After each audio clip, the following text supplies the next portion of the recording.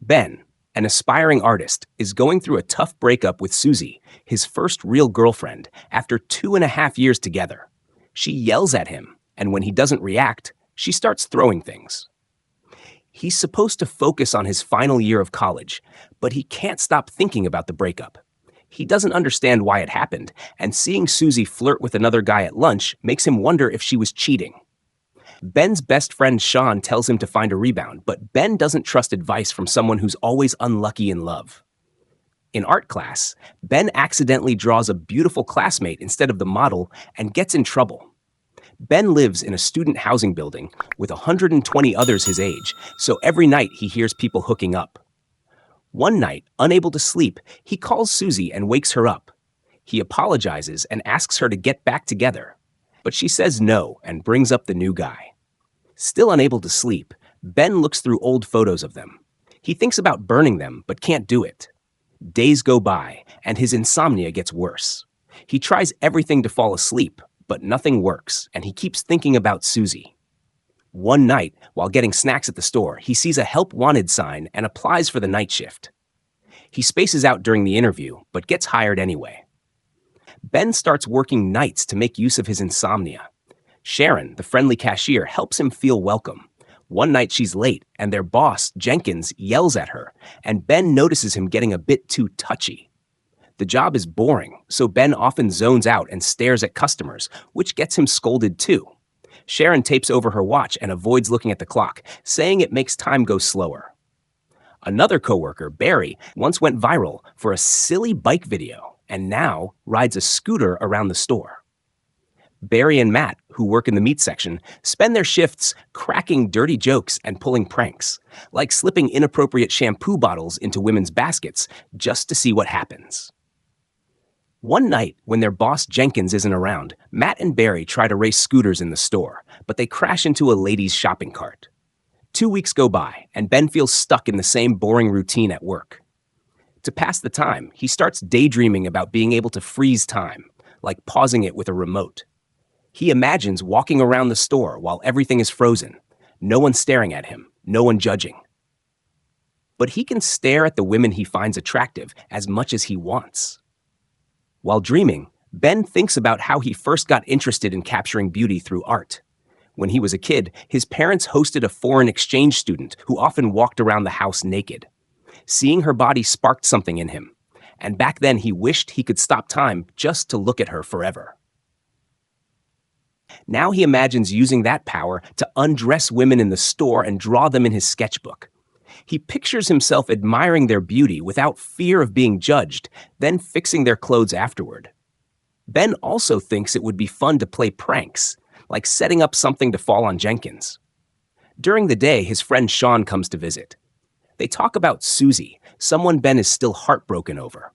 Ben is tired of repeating the same feelings. It doesn't help. Ben and Sean have been friends since they were kids. Back then, Sean once showed Ben some adult magazines he found under his parents' bed. That's how Ben learned to look at the body in a more artistic way. They both got turned on while looking at the magazines, and when Sean's mom caught them, she thought they were into each other. Sean, now older, loves casual hookups, which he calls having a Natalie. The nickname comes from a girl in their old neighborhood who showed boys her body for money. At work, Ben is often the target of Matt and Barry's dumb pranks. A new guy, Brian, says he knows martial arts and even does strange poses while cleaning. When Matt makes fun of him, Brian slaps him. Meanwhile, Ben starts to like Sharon. He shares his food with her and wishes he could freeze time to stay in those moments longer. But one night, Ben finds out Matt asked Sharon out, and she said yes. Matt then starts making rude comments about what he wants to do on the date, and Ben walks away, upset. He starts thinking about all the crushes he's had before. His first was a barefoot runner he saw in the Olympics. Then he had a crush on his biology teacher, mostly because of her tight sweaters and pretty skirts. But the biggest crush was on a girl named Tanya, a classmate from school. One day, Tanya came to school with a broken arm and a cast. Ben liked watching her try to scratch her itch or figure out how to do things with one arm. When she asked him to sign her cast, he only drew a simple X. After the cast came off, her arm was really hairy, and the other boys made fun of her. Ben told her she was still beautiful, and that made her agree to be his girlfriend. Later, Tanya asked Ben for their first kiss. Ben got nervous and told her to meet him the next day instead. He thought it would be more romantic to kiss at school on a Saturday when no one else was there. But Tanya didn't show up. She never came back to school at all. Her family had moved away. Now in the present, Ben is playing chess with Sean, and Sean can tell something's wrong because Ben keeps losing. Ben tells Sharon what's going on, and Sean tells him not to give up. Just one date doesn't mean much. But Ben doesn't trust Sean's advice, since Sean always gets too handsy on first dates. At the start of the next shift, Matt brags to everyone about his date with Sharon. He even describes her naked body in detail. Their boss Jenkins walks in and interrupts, announcing they'll be playing a soccer match next weekend against another store. On game day, Sharon comes to cheer for them, and Ben has to watch Matt keep flirting with her. The other team looks professional, with matching uniforms and good teamwork, so Ben's team doesn't have high hopes. When the game starts, it's clear the other team is way better.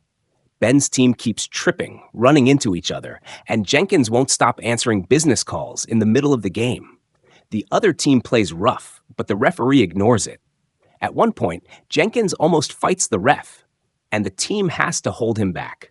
Brian is the goalie, but plays terribly. He even makes the ball bounce into their own goal. With just 1 minute left, they're losing 26-0. Jenkins begs them to at least score once. Ben passes him the ball, and Jenkins kicks it at the goal, but it bounces off the metal bar. Matt kicks the rebound and accidentally hits Jenkins in the face. Sick of all the chaos, Ben imagines freezing time so he can walk off the field and avoid the embarrassment. He'd look at Sharon for a moment, then leave for a drink. But even in his own daydream, a strange noise ruins it. A man runs away, and Ben realizes something sad. Even in his imagination, he can't get things right. Back at the soccer match, Jenkins is bleeding badly and needs a doctor. Matt drives him to the hospital, but asks Ben to take Sharon home. Instead of going straight home, Ben and Sharon stop at a cafe. Ben asks if she's dating Matt, but Sharon says they just went to the movies as friends. She's shocked by the lies Matt has been spreading and explains she's single because her ex moved to the US. Ben opens up about his past with Susie. They talk about life, college, and their dreams. Sharon says she thinks painters are romantic because they see beauty in everything. When Ben walks her home, things feel a little awkward, and their kiss turns into just one on the cheek. The next night, Jenkins shows up at work with a neck brace and bandages, but insists he's fine. He tells everyone he's throwing a birthday party. Sharon asks Ben to be her date, and he happily agrees. In private, Jenkins tells the guys he wants a sexy dancer for his party and asks Ben to find one. The next day, Ben asks Sean for help, and he agreed, on the condition that he could come to the party too. They go to a bar, have a beer, and watch a dancer who's not very good. While Sean tries to make a deal with the dancer, Ben can't stop imagining Sharon as a dancer too. Even though he doesn't think about Susie much anymore, Ben still has trouble sleeping. During night shifts, he keeps imagining he can freeze time. But now, instead of looking at random women, he just pictures Sharon and dreams about painting her over and over. The night before the party, Sharon confirms they'll go together and gives Ben a quick kiss before leaving. The kiss helps him finally move on, and that night, Ben sleeps peacefully for the first time in a while. The next day, Ben gets a call from an art gallery saying they want to show his work. He gets super excited, not knowing it's just another prank by Barry and Matt. As the party gets closer, everyone spends way too much time getting ready in front of mirrors. Ben picks Sharon up, and Sean shows up with a girl he's seeing. To Ben's surprise, Susie is also at the party. Jenkins is her boyfriend's brother. They say a polite hello, and Ben is proud that he no longer feels bad around her. When the dancer arrives, she puts on a fun show for Jenkins, but her bodyguard stops him from getting too close. Sean records the whole thing and is shocked when he realizes the dancer is his old neighbor, Natalie. He invites her to stay for a drink. At the party, Jenkins tries to kiss Sharon and invites her to his room. Sharon keeps saying no, but Jenkins won't take the hint and keeps touching her. When he tries to feed her popcorn, she spits it back in his face and storms out. Without noticing, he starts choking. Meanwhile, Ben runs into Susie on the stairs. She apologizes again and says she still thinks about him. She kisses him, right when Sharon walks by and sees it. Sharon turns away before she sees Ben push Susie off.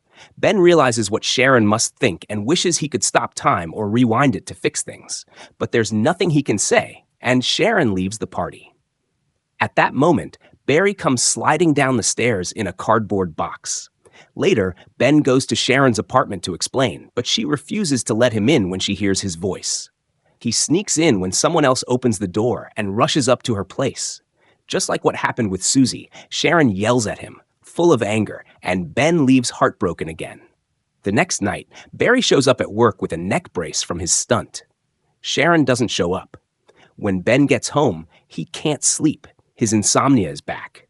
The following Wednesday, Ben visits the gallery and finds out the call he got was just a prank. But the real gallery owner sees his art and loves it. He gives Ben a real appointment this time. Sometime later, Sharon gets an invitation to Ben's first art show. At the event, Sean gets rejected by yet another girl, while Ben is thrilled to see so many people admiring his work. A gallery owner from New York even gives Ben his card, but Ben only has eyes for Sharon when she walks in. Sharon is surprised to see that most of the paintings are of her, and she looks beautiful in all of them. She congratulates Ben and tells him she got a new job at a travel agency. Ben apologizes for what happened at the party. Sharon says the paintings already told her how he really feels. Then Ben kisses her and pretends to stop time, but he leaves Sharon unfrozen so they can walk outside together. The snow is frozen in the air like a magical scene, and they kiss with the winter beauty all around them. And that's the end of the story. I hope you liked it. Comment down below what movies do you like us to recap next. Thank you for watching. Don't forget to like and subscribe. Until next time.